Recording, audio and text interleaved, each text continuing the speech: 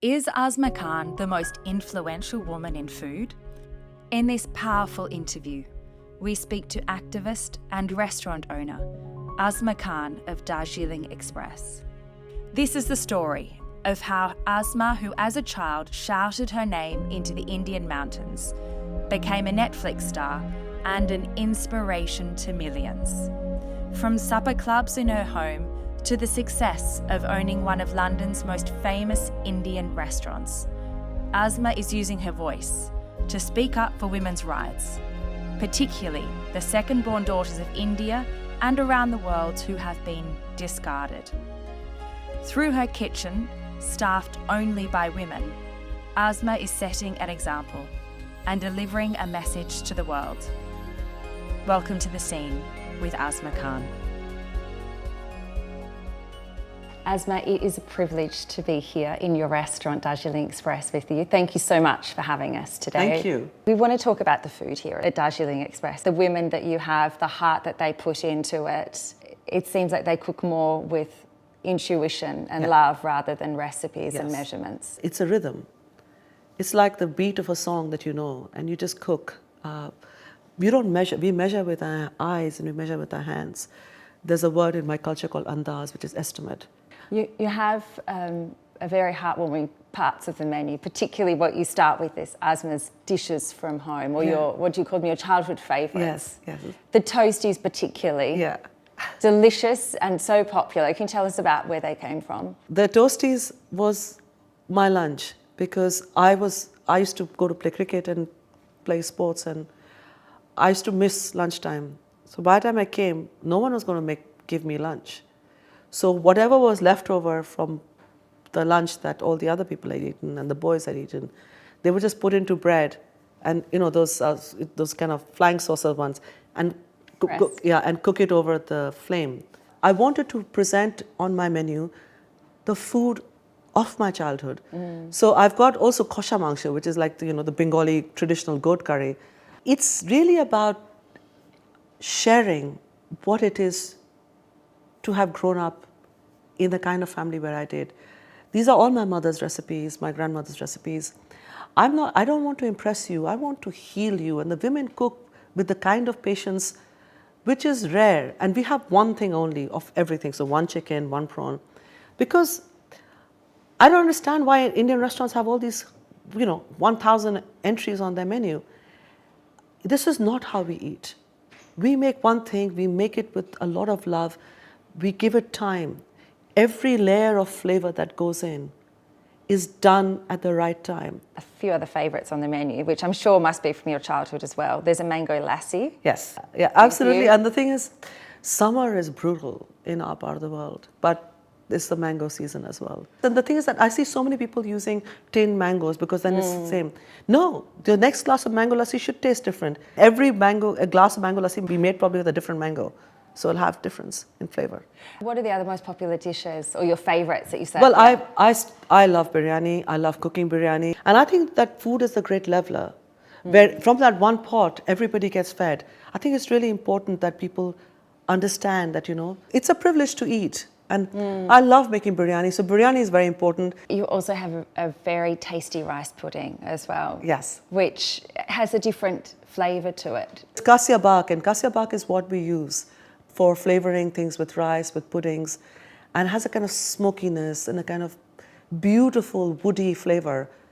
And cinnamon has this kind of cloying sweet flavor, but cassia bark is different. So that entire rice pudding has that beautiful flavor going through. It's called kheer, and we set it in terracotta, so it absorbs some of this kind of earthy flavors of the terracotta as well. So all of that works together. It's a very traditional dish. It's a very simple dish. There are only 3 ingredients that go in, and then the spices. You have had a very interesting journey coming from your life beginning in India. Can you tell us about your life in India, where you were born and the culture and that you were brought up with? Calcutta is an amazing city. It's a city with a big heart. My mother really, really loved me.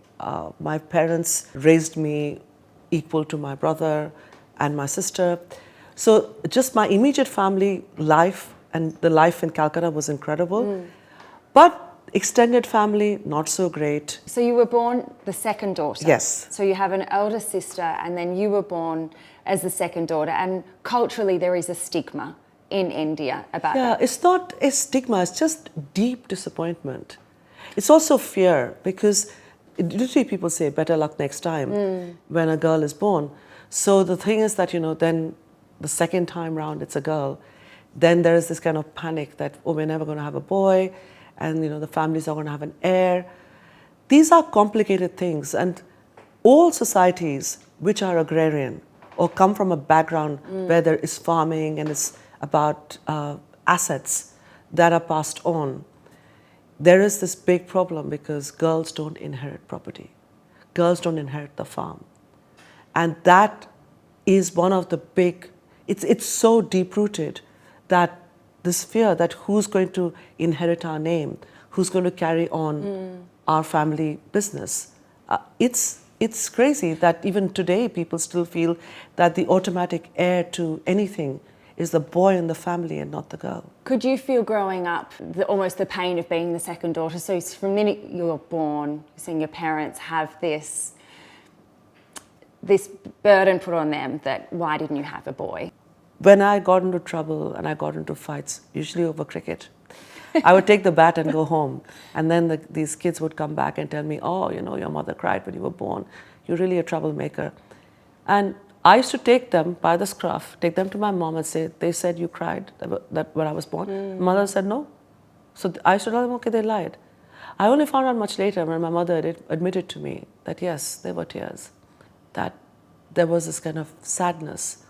And everybody told my father that, oh, this is like, third time lucky. And I realized that I didn't count for a lot of people. But I counted for my mother and I counted for my father. And that was good enough. The thing is, if I did not have that, I would have grown up completely destroyed.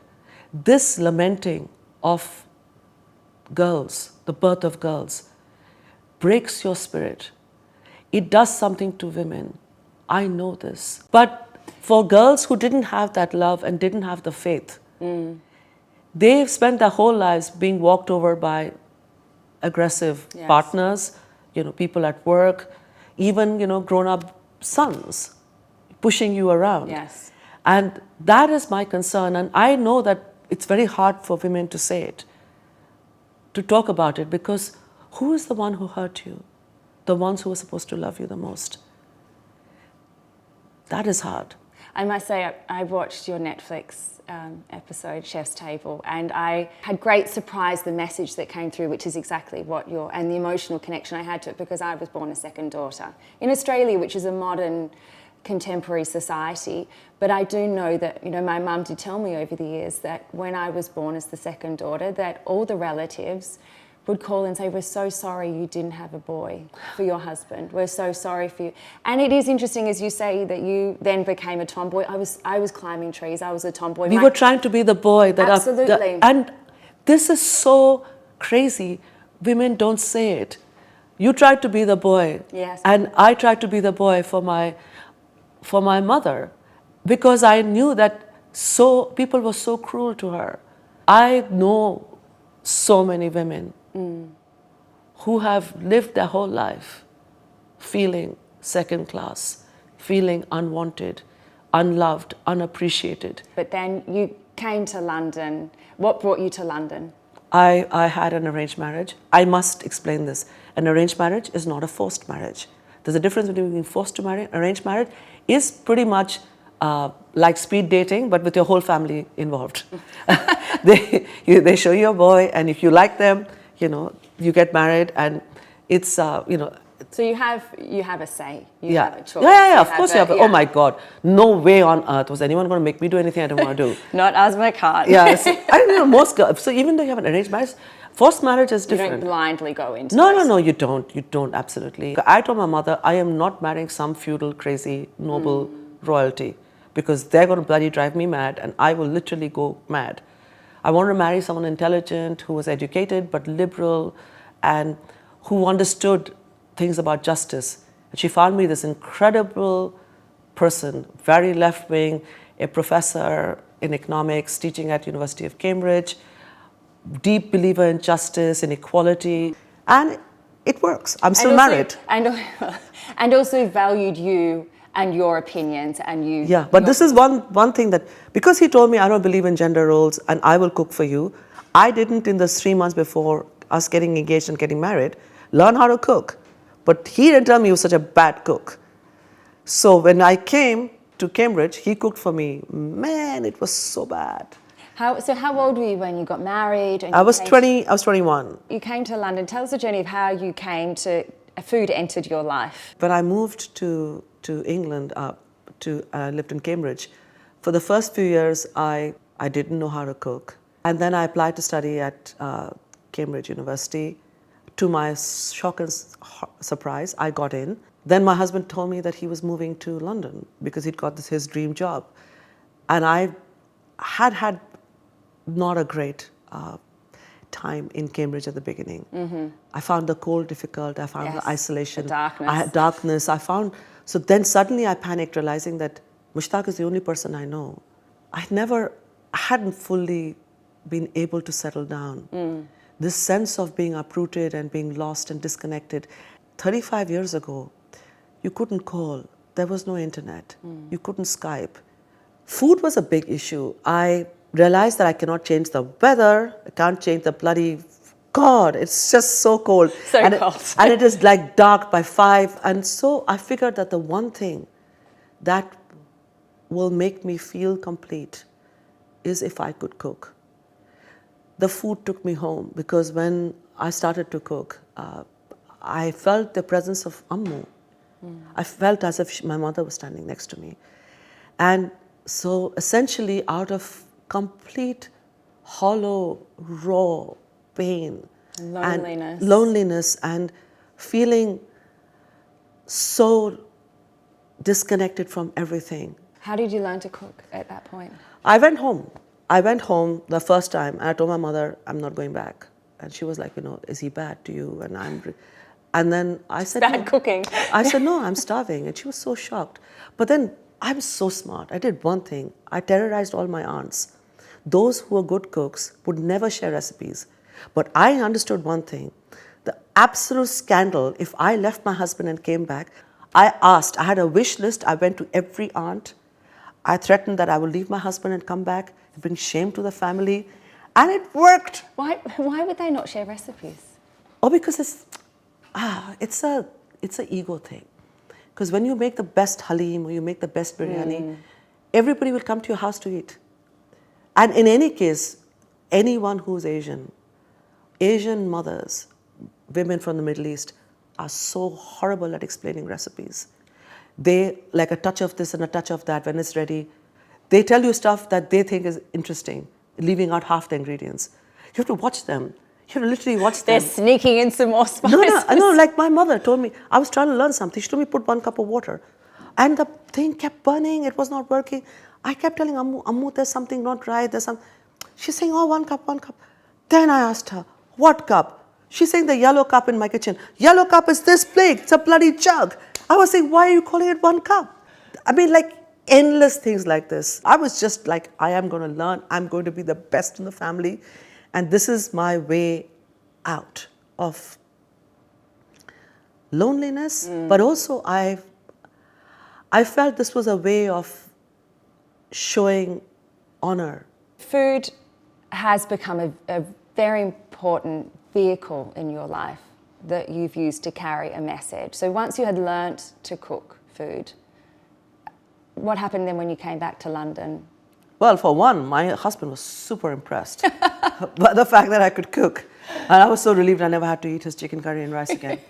But initially, I would just invite people over and everybody was like so impressed because I realized very quickly that I cooked just like my mother and she's the one who taught me.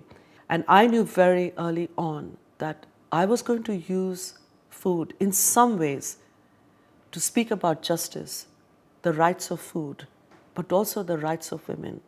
In every home, from Afghanistan to Sri Lanka, it's a woman cooking. In every restaurant, in our part of the world and in the West, it is a man cooking because they're professional. Food is my bridge. It is how I connect to people so they understand the message. How did you begin to deliver that message? So you started doing these dinners at home. Yes. So I was doing my PhD by then in law, and I'd had both my kids by then. The day I actually passed my PhD viva, I came home, and that's the night I started the food business. I registered it. I knew then that, it's like the tracks of the train, the tracks are changing. My PhD was over, and I was now finally going to use every skill of advocacy I'd learned in law school and all the cooking, that I was going to do something. And so I began by doing supper clubs in the house. I had already met some of these women who are still here with me today, who were nannies in the school where my kids went. And they were all Indian? They were all Indian. No, one of them was from Nepali in origin. And I started, seeing a lot of them. I had Indian kind of, soap operas running in my kitchen. They would come to watch that. And then they would come a little earlier to pick up the kids from school because I lived opposite the school. They would have chai. It was a friendship that we realized that over chai and samosa. When I decided to do supper clubs, I told them I'm doing it. They said, we'll come along. They didn't know how to cook, my food. Really? They could cook their own food, but not mine. They said, we'll come and we'll help you. And I said, you can take all the leftovers back. So initially they came for the food and they started helping me. And With so the supper club, so you had people that would come Yeah. and pay to eat your meals in your family home. So you've got your two sons there, your husband. Oh, no, not my husband. My husband didn't know. I lied to him. How did he not know that you had supper He wasn't clubs? there. So I used to do it when he was traveling. If I'd asked him, he would have said no. Okay. How many people were you having come to each supper club? 45. And then how many women in the kitchen? So there were three of us. And a little child who used to wash the plates. My younger one, older one. And it was word of mouth? How do people even know? Yeah, that it you was were word of doing mouth. In the beginning, it was only women who came to come into a stranger's house. And then they would come back with their partners and they would come back with work colleagues. It was just word of mouth, and it just would sell out immediately. So how long did they go for, the supper clubs? So how long were you doing 3.5 years. really? Yeah. And then how did that turn into a restaurant? Well, my kids then grew up and protested a lot. They complained to my father. They were upset. They They didn't like having them in They their hated home. having all these people around. Then I was also scared I'd get caught. So I thought I have the moral high ground if I shut it, if I get caught. But it all happened. I got caught and everything happened all at the same time. And then I had to move out. I went to a pub just behind this restaurant. I was extremely unsuccessful. Then how did you move from that situation to have a I permanent premise? just luck, my kismat. At that time, Faye Mashler she had just turned 70 and she was the food critic for Evening Standard, which is a free newspaper in London. And she came and she ate. I didn't recognize who she was. How am I supposed to know? I don't know who anybody is. And then 3 days later, she wrote the most incredible review. There were queues of people. It was a game changer, and people queued. After a huge success and being ranked in the top 15 restaurants, I had loads of reviews. I was in every newspaper. So I opened the restaurant in 2017. And you called it Darjeeling I call it Express. Darjeeling Express, which is what I'd called my supper clubs. Why did you initially call it Darjeeling Express? Where did the inspiration come from? From a train. It was the train that we would take to go on the very occasional summer holiday we used to have. The train would go up into the mountains along the the foothills of the Himalayas.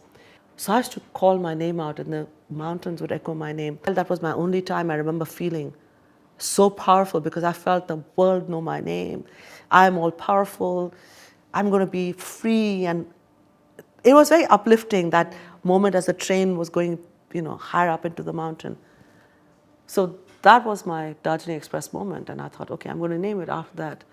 What was it like when you opened Darjeeling Express, the actual restaurant, the 50-seater restaurant, with your own tenancy, the financial responsibility, but then also you have the women in the kitchen that are they're used to cooking at home. Yeah. And now suddenly they're in a commercial kitchen. We were not great. The food was good, but we struggled. But everyone was very kind to us. I couldn't take payments the first day we opened because I did something to the system. So everyone had to go downstairs to the cash machine and take out money and pay us. That's how we started. You have all women in your kitchen. Yes. And that is alone a very important message Yes. that you have. Can you tell us about the women in your kitchen? The ones that have been with you all the way, the ones that you continue to bring on board? They are, I mean, the average age of woman cooking in my kitchen is 50. Where did most of the women that you have in your kitchen now come from, and how did you get to know them? Well, you have the original nannies from the school, Wow. their friends. Now we have 2 sets of daughter-in-laws, and they have life experience. For these women, their life story is much more complicated. They've been through a lot: hardship and hunger, deprivation, not all of them, but some of them, violence. The food was liberation for them. The Darjeeling Express movement is really their story. Given that what you've been through and the journey you've had of being a second daughter and what you've seen, what would you like a second daughter born now in India? What message do you want them to see? What life do you want them to have? What change do you want to bring to the world for them moving forward? I want that girl to know that she's on this earth for a reason. I want second girls to know that they are here because they have a gift. They understand what it is to be othered. If society pushes you aside, your role in life then is to go find those that are marginalized and embrace them. And I think that for a girl born today, I want her to know she is not her dress size. She's not the number of followers she has on social media. She's not her bank balance or who her father is or who her partner is. I want her to know she's whose life she changed. Because when we are born in these difficult spaces where you are made to feel unwanted and unloved, this is actually a gift from God to do something great for His people, for your people.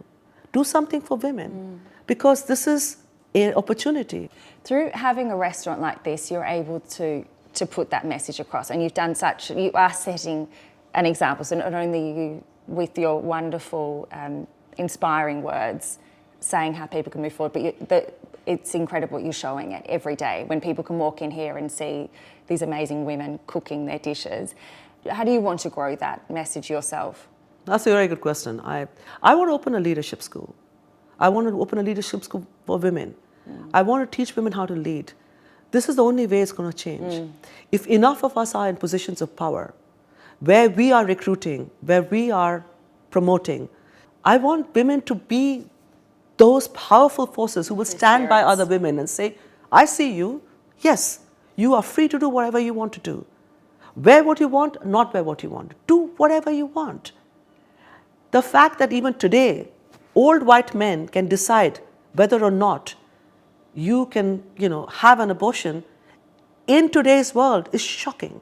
The fact that women are being legislated for by other people is unacceptable. So I think that we just need to have lots of women in positions of power. I want to open a school for leadership. I don't know how I'm going to do it, but I'm going to do it. Obviously, politics is a key way of doing that. Would you ever think of going into politics?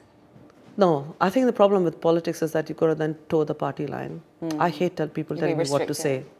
Also, you have spoken about how you'd like other women in the hospitality industry to speak up. What would you like to see other women from the hospitality, leaders of the hospitality industry say? Say anything. They've said nothing. Every time there's allegations of abuse, of bullying, of racism, all the Michelin star female chefs have kept silent. They closed ranks with men because for them, their Michelin star is more important than morality. You will not find a single comment from a Michelin star chef, female chef. I am the only one who speaks up. I always say, go find your tribe. But unlike tribes in the world where everyone in the tribe looks the same, your tribe doesn't have to look the same. They don't have to be the color of skin that you are. They don't have to be the same faith as you. They don't have to be the same sexuality or gender. Find your tribe. Use that tribe to strengthen your position. And every time you get a knockback, you have this asset, this group of people who are your cheerleaders. But you need to learn how to lead and how to set up these spaces where people feel secure enough to talk about what is their worry, that they want to know. They want to have advice. We have not cleared the pipelines. We haven't cleared those spaces for the future female leaders. You know, girls who are not yet born, they're our future leaders. What have we done for them? I don't think we're doing enough. I also feel I have not done enough. I still want to, every day I think, have I done enough? I need to do more. Asma Khan, thank you so much for your time. It's been an honour and a privilege to sit with you and hear your story. Thank you so much.